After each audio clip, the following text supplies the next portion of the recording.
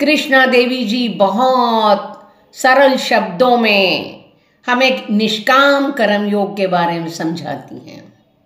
कर्म फल की इच्छा का त्याग ही वास्तविक अर्थों में निष्काम कर्म योग है। इसी निष्काम कर्म योग के साधन से प्राणी उस ईश्वरीय ज्योति को सरलता से देख सकता है जिसकी प्राप्ति के लिए उसे सर्वोत्तम मानव देह मिली है। पूर्ण सतगुरु घट में दर्शन की प्रेरणा देते हैं। यही मानव जीवन का लक्ष्य है। उपनिषद का ये मंत्र तमसो मां ज्योतिर्गमय, अंधकार से निकलकर प्रकाश की ओर जाओ। प्रकाश सबको पसंद है, सुख शांति देने वाला है, परंतु मनुष्य माया के अंधेरे में सुख शांति प्राप्त करना चाहता है। प्रकाश ढूंढ रहा है, माया की चमक दमक उसके मार्ग में बाधाएं डालती है। मानव आत्मा को घर में न पहचान कर बाहरी माया की चकाचौंध और मन मोहकता पर मोहित होकर अज्ञानता के कीचड़ में फंस जाता है। माया मनुष्य की बुद्धि पर अभिमान, क्रोध, लोभ, मोह का पर्दा डाल देती है। मनुष्य सुखी होने की बजाय अधिक दुखी हो जाता है। मनुष्य को संयोगवश अथवा पूर्व कर्मों के शुभ संस्कारों से पूर्ण सद्गुरु की संगति मिल जाए तो वह परम सुख शांति को पाने में सफल हो जाता है और उसे आवागमन से मुक्त होने का रास्ता मिल जाता है। निष्काम कर्म योग का अर्थ है बिना कामना के ध्यान और भजन करना। जो कर्म प्रभु के निमित्त स्वार्थ और आसक्ति को त्याग कर कर्तव्य पालन हेतु किए जावें तो उसे निष्काम कर्म योग कहते हैं। गीता में श्री कृष्ण अर्जुन को कहते हैं कि हे पार्थ, ना मुझे भूख लगती है ना मुझे प्यास लगती है। जो भक्त प्रभु से प्रेम करता है वह मेरी पूजा और प्राणी मात्र से प्रेम करे। भूखे पशुओं को चारा खिलावे, पूजनीय लोगों को पुष्प अर्पण करे, रोगियों को फलदान, अपाहिजों की सेवा करे। जिस गांव में कुआं ना हो, पानी ना हो, जल देकर कष्ट निवारण करे। भूखों को अन्न दान दे, जिनके पास वस्त्र ना हो उन्हें वस्त्र दे। पक्षियों को जल और चोगा डाले, नंगे पांव चलने वालों को जूते दान दे। इनके भक्ति पूर्ण निष्काम भाव से दुखियों को दिया हुआ दान मुझे पहुंचता है और मैं उसे प्रेम से स्वीकार करता हूं।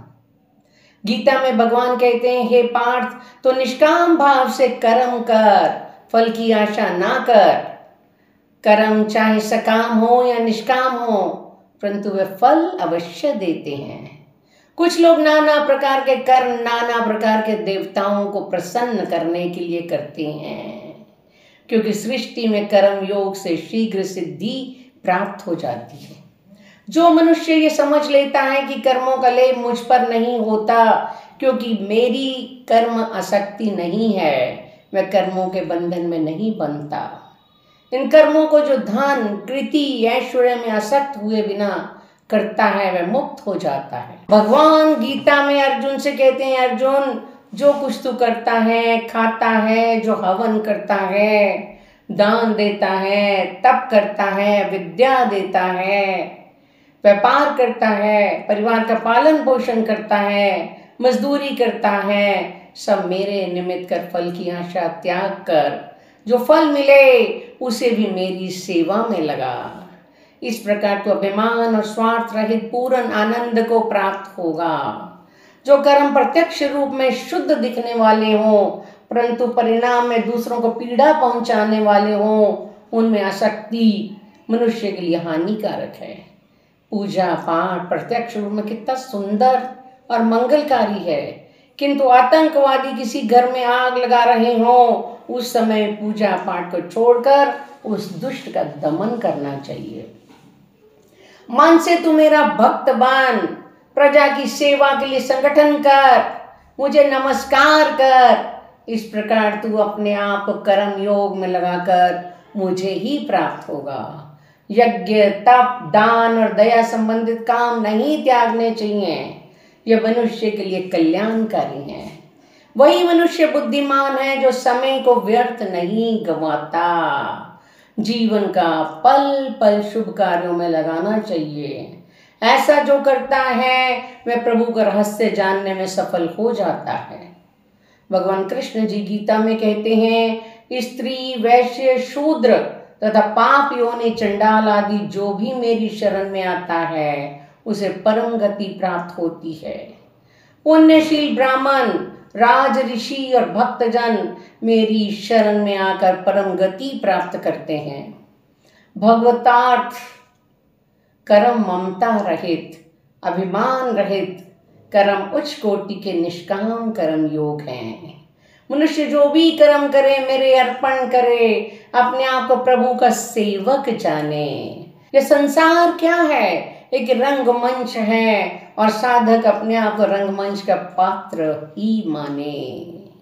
नाटक में कोई किसी का पिता, पुत्र, भाई, भिखारी, सम्राट और कई अन्य रूप धारण करते हैं, परंतु नाटक की समाप्ति के बाद वे सब अपने असली रूप में आ जाते हैं।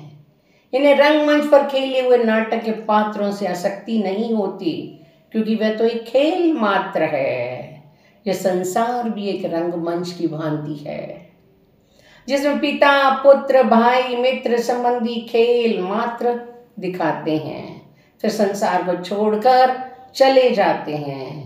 इनको अपना समझकर आसक्ति करना भारी भूल है। माया मोह की भावना आवागमन के चक्र डालती है। प्रभु का सच्चा भक्त व्यवहारिक कार्य करता हुआ भी कर्तापन की भावना से अलग रहता है। वह कठिन से कठिन दुख आने पर भी प्रभु की शरण ग्रहण करता है। धनाढ्य व्यक्ति के घर यदि कोई भिखारी आता है तो वह उसकी परवाह नहीं करता, परंतु गरीब दीन व्यक्ति इस भिखारी में भी भगवान का रूप देखता है और अपने सामर्थ्य के अनुसार उसकी सहायता करता है। निष्काम भाव से कर्म करने में सफलता अवश्य मिलती है। कृष्णा देवी जी समझाती हैं कि गीता में लिखा है, कर्म करना हमारे अधिकार में है, फल की इच्छा नहीं करनी चाहिए। फल देना उस प्रभु के हाथ में है। हम जो भी कर्म करें बस उसको समर्पित कर दें, यही निष्काम कर्म योग है। जय श्री कृष्णा।